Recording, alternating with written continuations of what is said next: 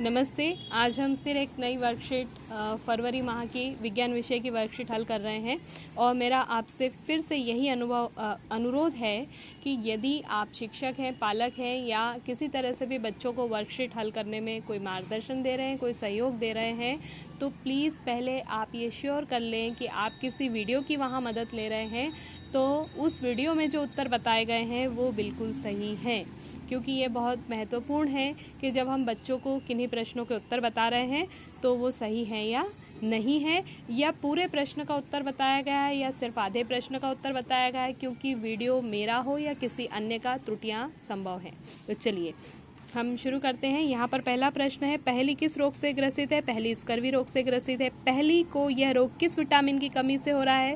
पहली को यह रोग विटामिन सी की कमी से हो रहा है। डॉक्टर ने पहली को अपने भोजन में किन खाद्य पदार्थों को लेने की सलाह दी है? तो डॉक्टर ने पहली को विटामिन सी से भरपूर खाद्य पदार्थ, आंवला, नींबू, संतरे एवं हरी पत्तेदार सब्जियां अधिक मात्रा में लेने की सलाह दी है। अभावजन्य रोग किसे कहते हैं? एक या अधिक पोषक तत्वों का अभाव हमारे शरीर में रोग अथवा विकृतियां उत्पन्न कर सकता है। वे रोग जो लंबी अवधि तक पोषकों के अभाव के कारण होते हैं उन्हें अभावजन्य रोग कहा जाता है। अब जो अगला प्रश्न है वहाँ पर प्रश्न नंबर दूसरे का पहला, यहाँ पर कुछ स्थिति बताई गई है और हमें बताना है कि वहाँ कौन सी गति है। तो पहली स्थिति है सिलाई मशीन की सुई, सरल रेखी गति, साइकिल के पहिए की गति, वर्तुल गति, सितार की डोरियों की गति, आवृत्ति गति, सीधी सड़क पर किसी वाहन की गति, तो सरल रेखी गति। अब यहाँ एक चित्र दिया गया है, यहाँ पौधे के भाग को हमें उस चित्र से मिलाना है, तना, फूल, पत्ती, जड़। प्रश्न नंबर 3 का पहला, तिलचट्टा जमीन पर चलता है, दीवार पर चढ़ता है और वायु में उड़ता भी है, यह कैसे संभव है? स्पष्ट कीजिए। तो तिलचट्टा जमीन पर चलता है, दीवार पर चढ़ता है और वायु में उड़ता भी है। इसमें 3 जोड़ी पैर होते हैं जो चलने में सहायता करते हैं। वक्ष से 2 जोड़े पंख भी जुड़े होते हैं। अगले पैर सकरे और पिछले पैर चौड़े एवं पतले, बहुत पतले होते हैं। तिलचट्टे में विशिष्ट पेशियां होती हैं। पैर की पेशियां उन्हें चलने में सहायता करती हैं। वक्ष की पेशियां तिलचट्टे को उड़ने के समय उसके पैरों को गति देती हैं। अगला प्रश्न है, बैलगाड़ी के लकड़ी के पहिए पर लोहे की रिम को कैसे चढ़ाया जाता है? बैलगाड़ी के लकड़ी के पहिए पर लोहे की रिम को चढ़ाने के लिए लोहे की रिम को लकड़ी के पहिए से छोटा रखा जाता है। जब रिम को गर्म किया जाता है तो ऊष्मा पाकर रिम प्रसारित होता है, जिससे उसका आकार बढ़ जाता है और यह लकड़ी के पहिए पर आसानी से चढ़ जाता है तथा ठंडा होने के साथ रिम का आकार घटता है और फिर लोहे का रिम लकड़ी के पहिए को अच्छी तरह से जकड़ लेता है। प्रश्न नंबर तीसरा, लाल, हरे तथा नीले रंग के समान आकार के कपड़े एक ही कतार में तार पर सूर्य के प्रकाश में सूख रहे हैं। इनमें से किस रंग के कपड़े की छाया बनेगी और छाया का रंग भी बताना है।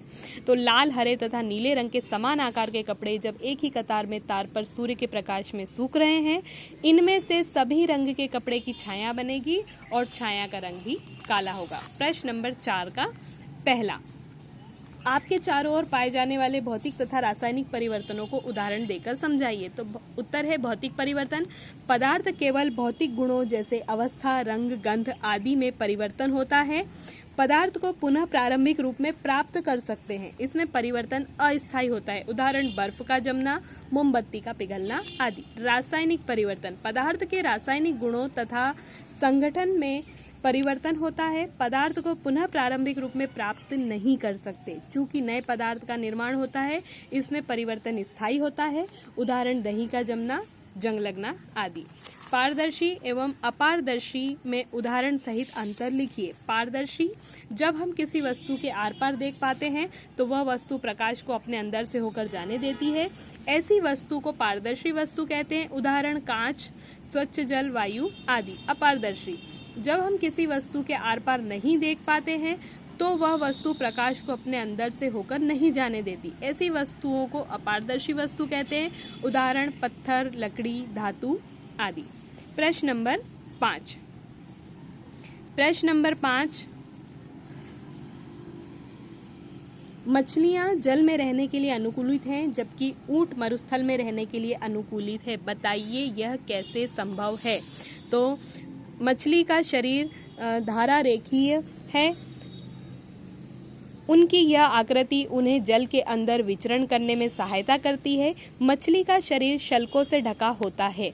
यह शल्क मछली को सुरक्षा प्रदान करते हैं, साथ ही गति में सहायक है। मछली के पंख और पूंछ चपटी होती है जो जल के अंदर दिशा परिवर्तन एवं संतुलन में सहायक होते हैं। गिल क्लोम उसे श्वास लेने में सहायता करते हैं। ऊंट के पैर लंबे होते हैं जिससे उसका शरीर रेत की गर्मी से दूर रहता है। उसमें मूत्रोत्सर्जन की मात्रा बहुत कम होती है तथा मल शुष्क होता है। उन्हें पसीना भी नहीं आता क्योंकि शरीर से जल का हास बहुत कम होता है। ऊंट जल के बिना भी अनेक दिनों तक रह सकते हैं।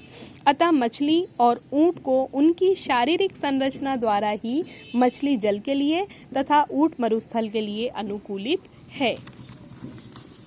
अब है प्रश्न नंबर 5 का 2। प्रश्न नंबर 5 के 2 में देखिए, यहाँ पर हमें कुछ ऑप्शन दिए हैं और उन्हें हमें चित्र में नीचे व्यवस्थित लिखना है। तो सबसे पहला प्रश्न है, पानी का स्वरूप। पानी 3 प्रकार से आसपास देखने को मिलता है, निम्न को उनके स्वरूपों के अनुसार छांटकर लिखिए।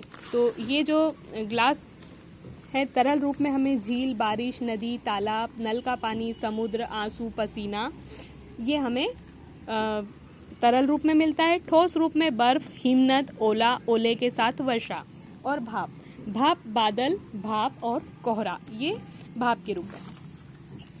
अब है प्रश्न नंबर 6। प्रश्न नंबर 6, सैनिक पुल पर मार्च पास्ट क्यों नहीं करते, स्पष्ट कीजिए। हर मटेरियल की, हर वस्तु की अलग अलग दोलन गति एवं आवृत्ति होती है। इसी तरह ईंट, सीमेंट और लोहे से बने सस्पेंशन ब्रिज की अपनी नेचुरल फ्रीक्वेंसी होती है। जब हम पुल पर चलते हैं तो पुल कंपन करता है, परंतु सब अलग अलग समय पर गुजरते हैं तो पुल अलग अलग समय पर कंपन या दोलन करता है। परंतु सैनिक मार्च पास्ट करते समय एक साथ कदम रखते हैं। सैनिकों के पैरों की भी एक आवृत्ति होती है और सभी सैनिक एक साथ एक ही आवृत्ति में कदम रखते हैं, जिससे सैनिकों के एक साथ कदम रखने की आवृत्ति तथा पुल के दोलन की आवृत्ति अलग अलग होती है और इसमें पुल में तनाव उत्पन्न होकर टूटने का डर रहता है। यही कारण है कि सैनिक पुल पर मार्च पास्ट नहीं करते। वो प्रश्न नंबर 6 का दूसरा। प्रश्न नंबर 6 का दूसरा प्रश्न है, एक पौधा लिया है यहाँ पर और उसके ऊपर पन्नी बंधी हुई है। तो हमें बताना है यहाँ पर आपने क्या परिवर्तन देखा। हमने देखा कि पौधे पर पारदर्शी पन्नी बंधने से पौधा मुरझाने लगता है। पन्नी में क्या हुआ, पन्नी के आंतरिक सतह पर वाष्प की बूंदें एकत्रित होने लगती हैं। आप इसका कारण सोचकर लिखिए। पौधे पत्तियों के माध्यम से वाष्पोत्सर्जन तथा प्रकाश संश्लेषण की क्रिया करते हैं, परंतु पौधों पर पन्नी बांधने से वाष्प पन्नी की आंतरिक सतह पर एकत्रित होने लगती है। अब इसका है प्रोजेक्ट वर्क। तो हम प्रोजेक्ट वर्क को देखते हैं।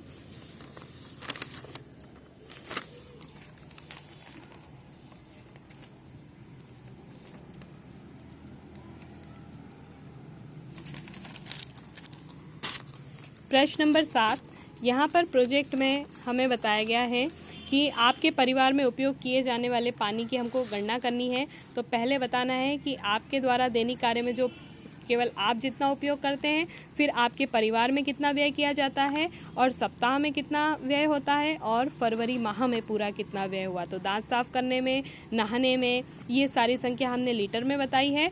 तो इस प्रकार से ये हमारे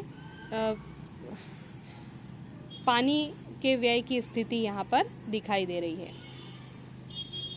अब इसी सारणी को देखते हुए कुछ प्रश्नों के हल हमको उत्तर देने हैं।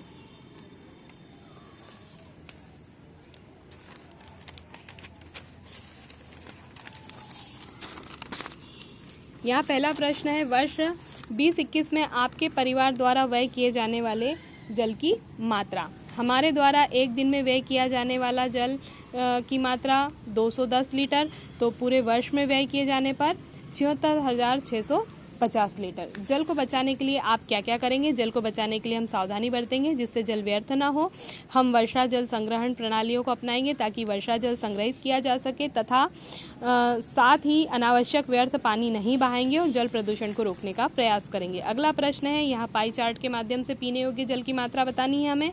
फिर जल प्रदूषण के कोई 2 कारण बताने हैं। तो जल प्रदूषण का पहला कारण है, सबसे बड़ा कारण, औद्योगिक और कल कारखानों में अपशिष्ट नदियों में डालना। औद्योगिक कचरे का उचित निपटारण ना करते हुए इस कचरे को नदी तालाब में डालना। जल स्रोतों के समीप मवेशियों को नहलाना, कचरा डालना, शव बहाना आदि क्रियाकलाप जल प्रदूषण का कारण है।